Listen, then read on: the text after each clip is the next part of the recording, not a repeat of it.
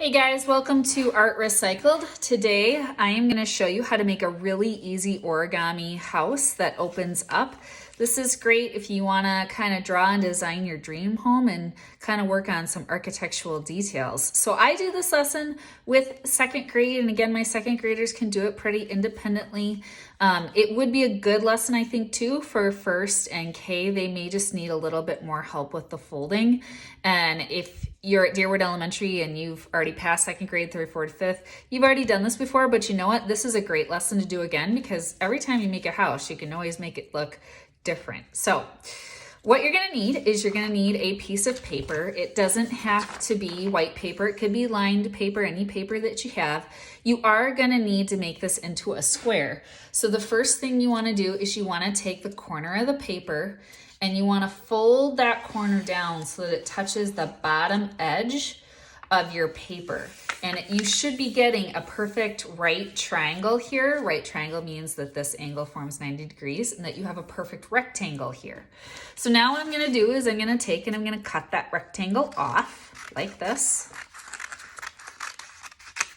And then if I open up the triangle, I get a square.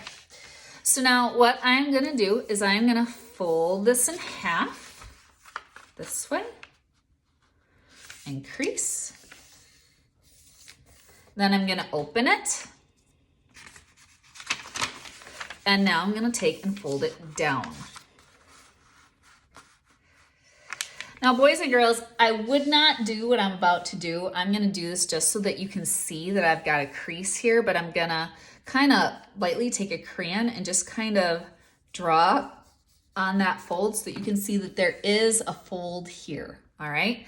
So now I'm gonna take this side of my paper and the fold should be at the top. So this should be opening towards the bottom. If you somehow flipped it around, that opening is at the top, you wanna flip it the other way, okay? So that your fold is at your top. You're gonna take this side and you're gonna bring it so that it touches that middle fold. Crease. And then you're gonna take the same and do the same with the other side. Take this side, bring it over so that these two sides touch. And now you should have a square. And I always call this, with my kids, I call this double doors because these should open kind of like double doors. All right. Now I'm gonna take and I'm gonna have the door pop straight up towards me. And I'm gonna take my finger. This door is made of two pieces of paper. See that? I'm gonna take my two fingers and kind of split it and take one finger and slide it all the way to the top. Now you see what happens to the paper? It wants to split like that. And there's a fold here. And what I'm gonna do is I'm gonna take that fold and press straight down on it. And do you see what I get? I get a triangle, and this is how I get my roof. So now I'm gonna take the other one, pop it straight up, put my finger in there, slide it up, and then push this fold all the way down. And there, that's basically it, boys and girls. That's how I got my house. So now I want to draw on it, right? I want to make it look like a house, and how do I do that? Well, I'm going to show you how to make some simple windows, boys and girls. You can draw and color this however you want, but I know some of my second graders, I teach them how to draw things like bay windows or how to do the doors, and they kind of like that. It helps them out a little bit. So I'm just going to take a blank piece of paper and put it under this, just because I don't want this marker, which is a permanent marker, to go through the table. You do not have to use a permanent marker. If you have crayons, you can use crayons. I will say, if you're gonna draw with black, the outline of things, Crayola marker doesn't work the best because it's gonna bleed when you color it with other colors. So I would use almost a black crayon to outline things over a black Crayola marker or a Sharpie. But again, if you don't have these things, it's not a big deal. So I'm going to first draw what's called a bay window. A bay window is a window that pops out, and it's a square. And a lot of you know how to make this kind of window. Then you just put lines like that on the inside. And then on top of this square, I'm gonna go diagonally up and up, and I'm gonna make an upside down trapezoid on top. So we have a little bit of a math lesson going on here with our shapes. Then at the corner of the trapezoid, I'm gonna come straight down and cut diagonally back to the bottom of the window, the square. Then I'm gonna take, and where this middle line is, I'm gonna shoot diagonally up.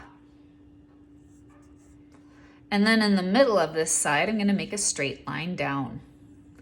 This is called a bay window. It pops out of the house. Now that's kind of hard, boys and girls. You don't have to do that. But windows don't always have to be square. They could be circular. And these are gonna be the doors of my house. And then I'm gonna make doorknobs or door handles. Windows could be in arches, this type of shape. Almost looks like a half oval.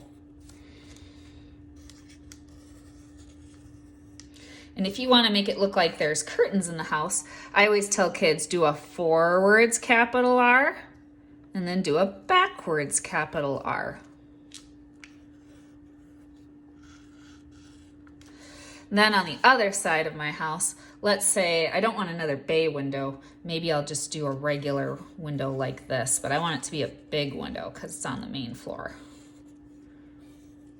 Maybe like that. Okay, so that is my house. Now, after I'm done drawing the windows and the doors, I can open it up and I can draw whatever I want on the inside.